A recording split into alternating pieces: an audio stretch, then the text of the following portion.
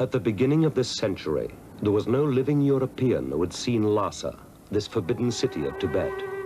Foreigners were not welcome. Tibet was one of the last secret places on Earth, a mystery that the 19th century had left for the 20th to explore. It was their Buddhist religion the Tibetans wished to preserve from outside influences, this and their fragile independence.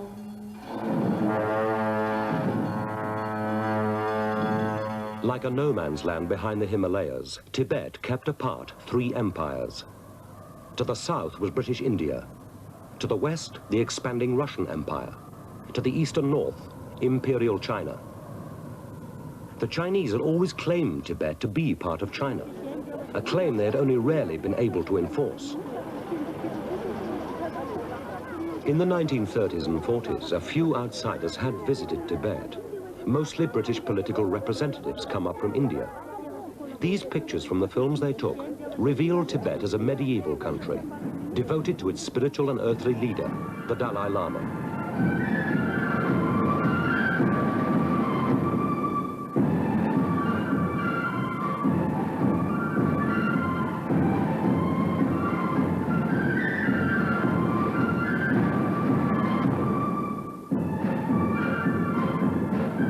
To the British in India, Tibet had been a convenient buffer along the northern frontier of the empire. Tibet's isolation had served the British well. But by 1950, the British had left India. The last British representative was gone from Lhasa. The garden parties at the Dekilinka, where the British had stayed, were but a memory. There was a new world order now.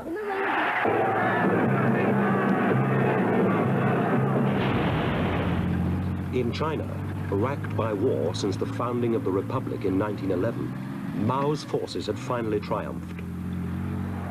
The communists were now ready to enforce the old claim that Tibet was part of China. In Peking, they solemnly declared that Tibet was next to be liberated.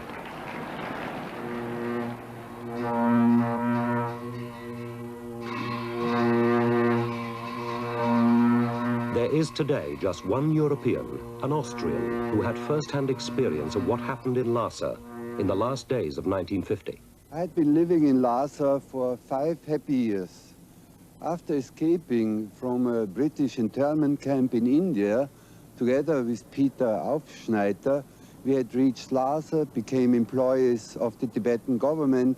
I also became friend of His Holiness the Dalai Lama. By 1949, the Chinese threatened Tibet with what they called liberation.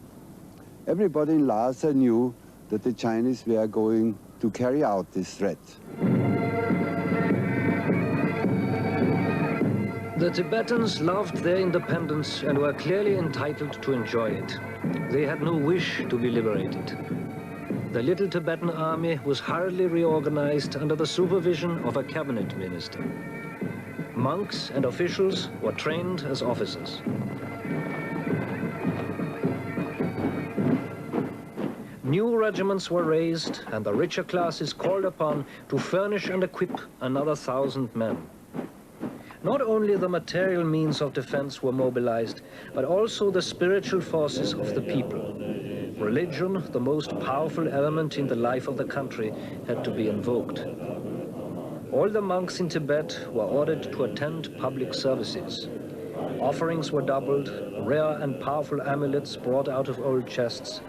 Meanwhile, Radio Peking was already sending out messages in Tibetan promising that Tibet would soon be freed.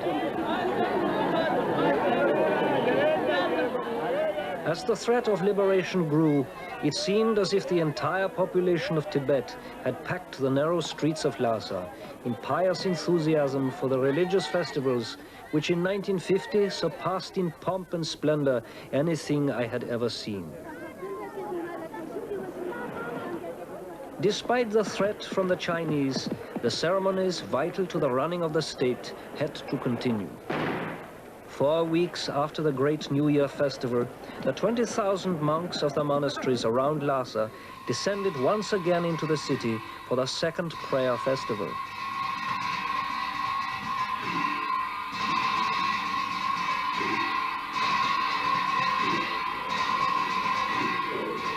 The people believed with rock-like faith that the power of religion would suffice to protect their independence. On October the 7th, 1950, the Chinese attacked the Tibetan frontier in 6 places simultaneously and swept aside the little Tibetan army. Should the Dalai Lama stay or flee? The Tibetan government could not make such an important decision. The gods must have the last word. The state oracle said, "Flee." I felt like a spectator at a play who foresaw the tragic denouement and was saddened by the inevitable end, but had run down on feudalism, and they knew it.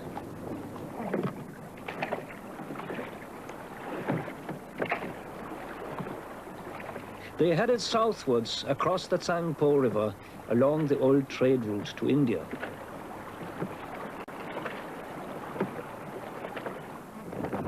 News of the Dalai Lama's approach soon reached the Tibetan town of Gyantse. Small white stones were laid along the sides of the streets to ward off evil spirits. Incense fires burned in welcome. Monks and nuns flocked from the monasteries and convents, and the whole population waited for hours to receive their king and beg him not to leave them. Every place in which the Dalai Lama spent a night was automatically consecrated as a chapel. In Gyantse, the party carried on across the Himalayas towards India.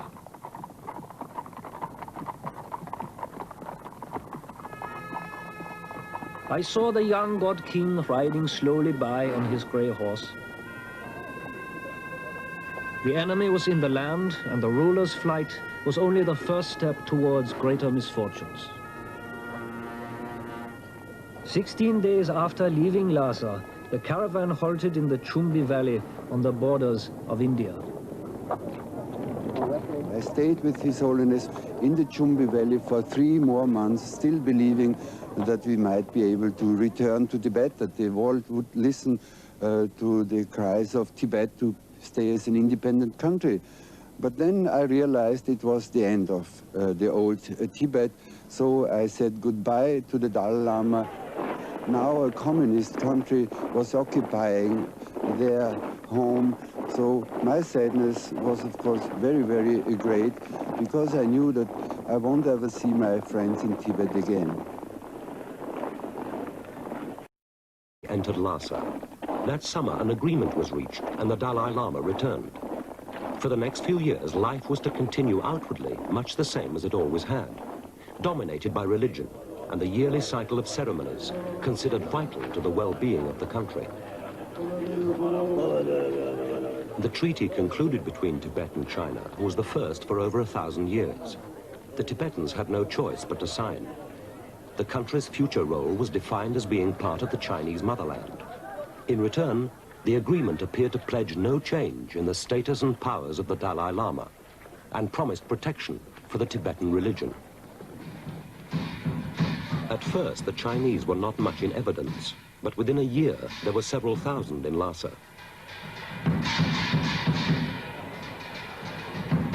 Food and fuel became scarce. Relations between Chinese and Tibetans deteriorated.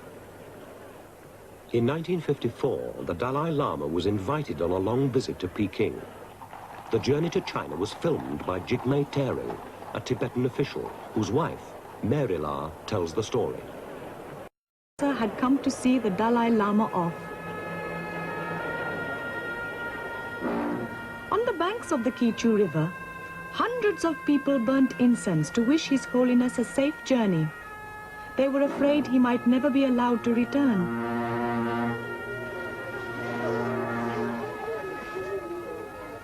We crossed the river in yak hide boats, tied together, and the people watching did their best to cheer up, but they were very sad to see His Holiness go.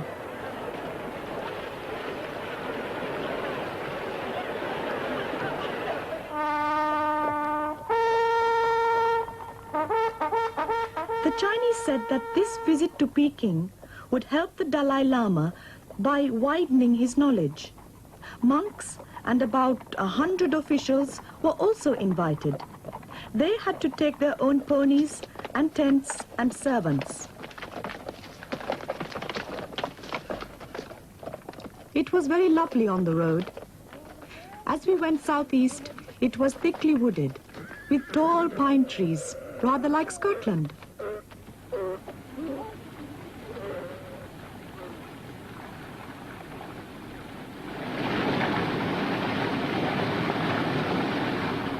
Though the countryside was very beautiful, there was not a very happy atmosphere. It was here that we heard that the whole town of Gyanse had been washed away in a terrible flood that drowned more than 2,000 people, including many of our friends. After 12 days, the way became very dangerous, as the Chinese were taking us along the unfinished road they were building for motor vehicles. We had to walk for hours. The mud was about 9 inches deep.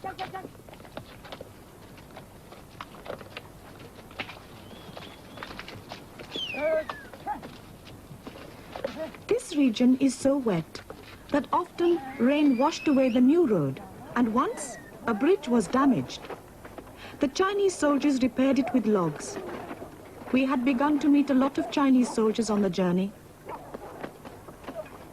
It seemed to be very good. Several Chinese that I had met in Lhasa were supervising the road building. They came to see us, to wish us a happy journey. They said we should take an interest in learning political science and join the Chinese. Then we would be much safer in the future.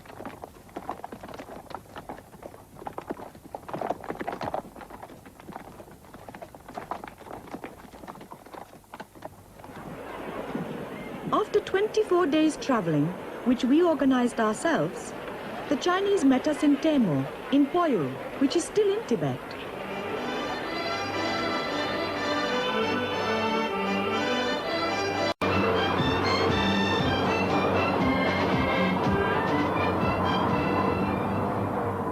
In Peking, the Chinese looked after us very well.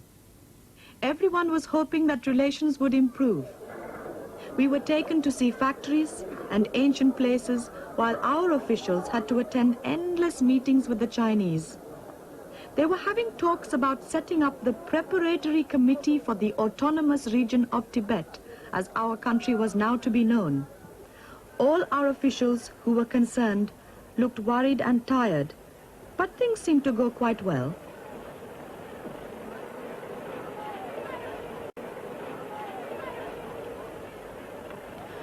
After 5 months in Peking, we started our return journey to Lhasa through eastern Tibet.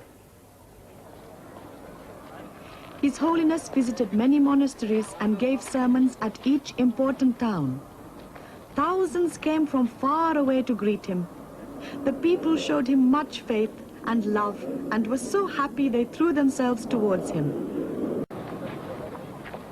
By now, the new motor road to Lhasa had been completed, and the journey that had taken 24 days a year earlier could now be done in a week. Huge crowds gathered to see His Holiness at all the stopping places along the way.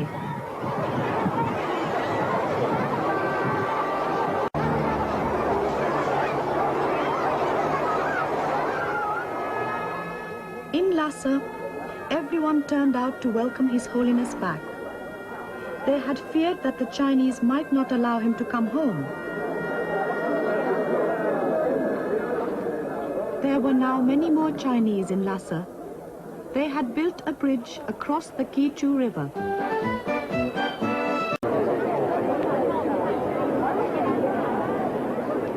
After going to the cathedral to give thanks for his safe return, His Holiness was escorted to the noble Inca, his summer palace.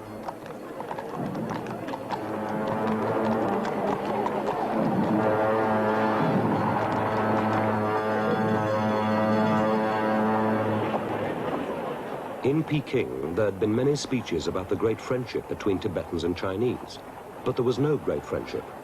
At home, the people kept quiet, because the Dalai Lama was like a hostage in Peking. But after his return, Fighting broke out in eastern Tibet. Attacks on their religion had inflamed the people. The Chinese tried to be conciliatory, but Tibetan resistance grew. In 1958, a Chinese military post was annihilated within 25 miles of Lhasa. It was clear that a serious explosion was in the making.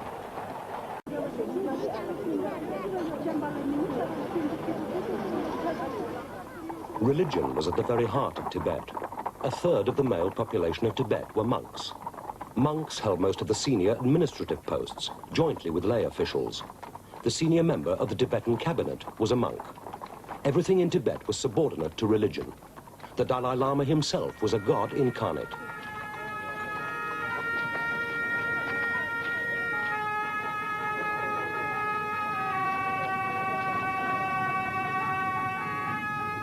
Senior members of the Tibetan government accompanied the Dalai Lama to the ceremonies.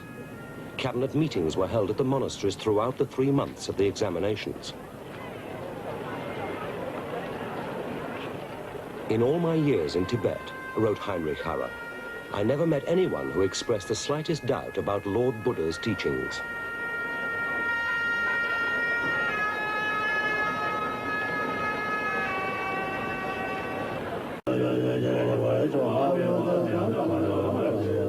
Shortly after the successful completion of his examination, early in March 1959, the Dalai Lama was invited to attend a display at the Chinese barracks in Lhasa.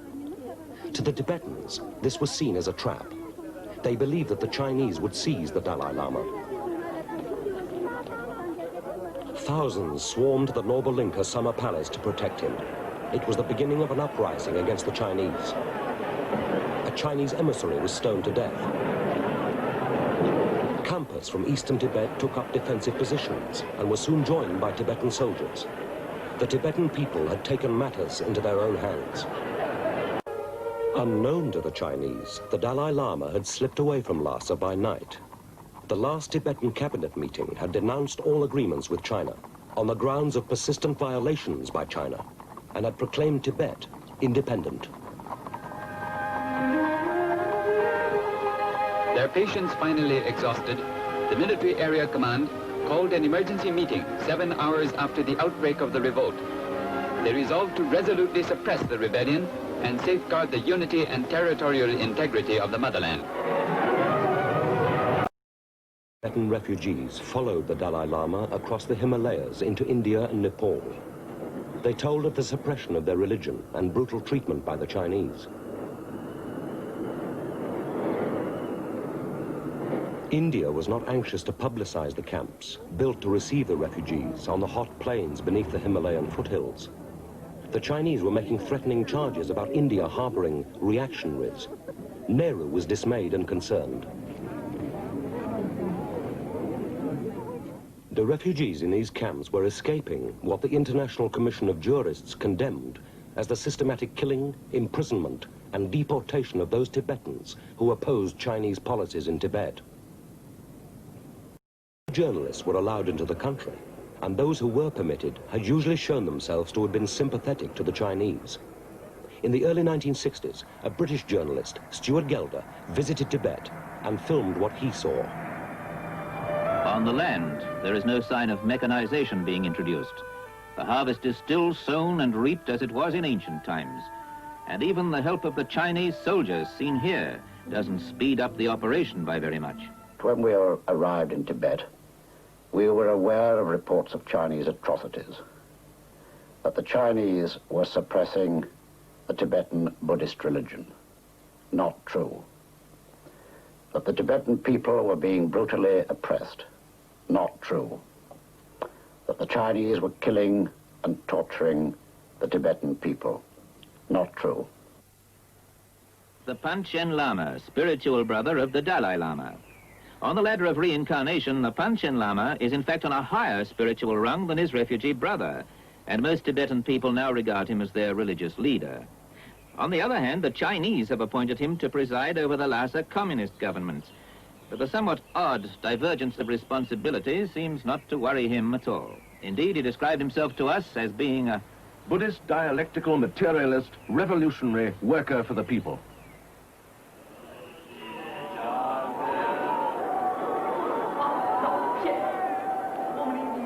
After the long drawn-out services to the immortal Buddha, the faithful move on to their play acting, marathon performances rooted in antiquity, which are performed by monks.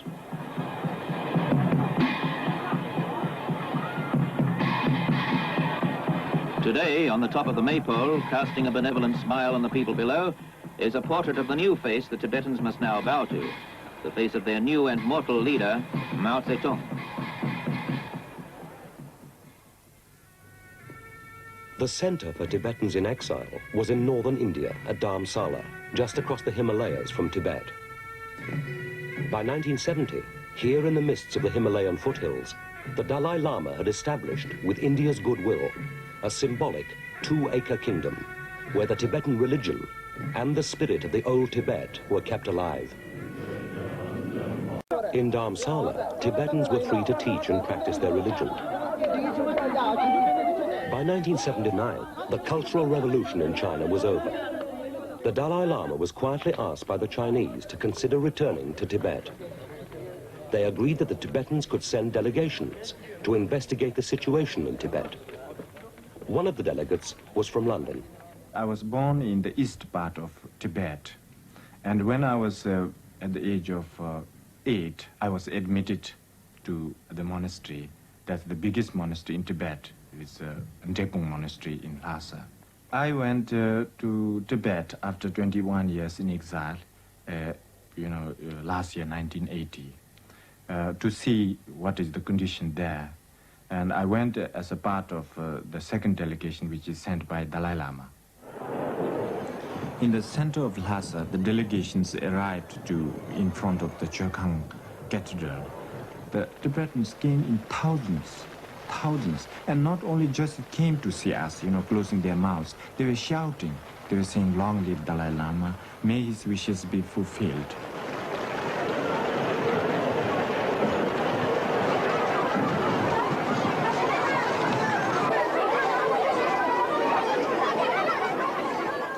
The Chinese could not say a word. They were just so astonished. And some of the Chinese even did not come after that with us. They just left. They, I think, could not really resist the scene. They could not really face the fact. They feel so embarrassed.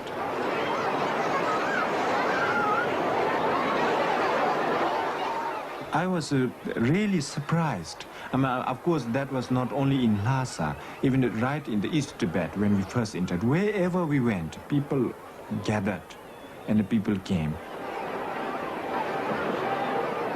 I think what the Chinese tried to do in the past 21 years, that completely destroyed the culture, completely, leave no trace, and then introduce a new communist culture, or Chinese culture in Tibet.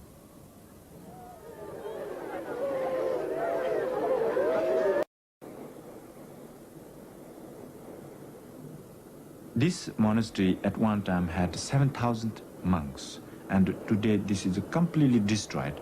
We did not come across more than 3 towns where we could see some monasteries living.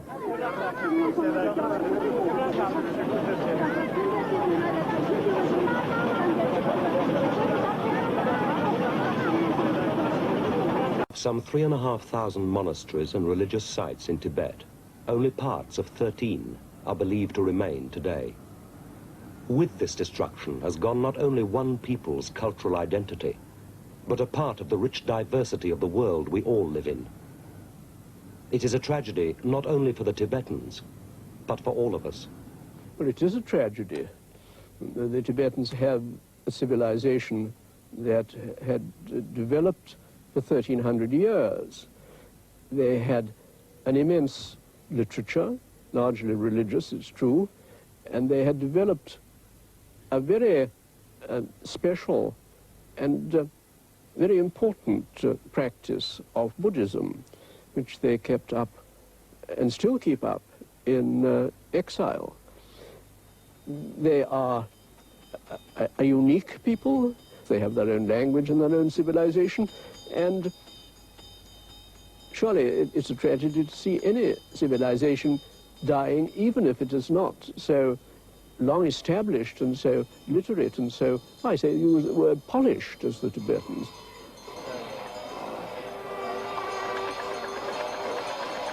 Shangri-La is a state of mind, a dream that we all seem to have some inner need to believe in, and which we placed in Tibet, then Shangri-La may always exist.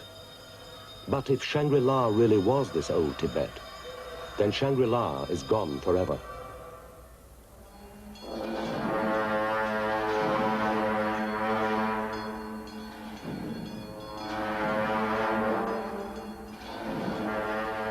Change had to come to Tibet.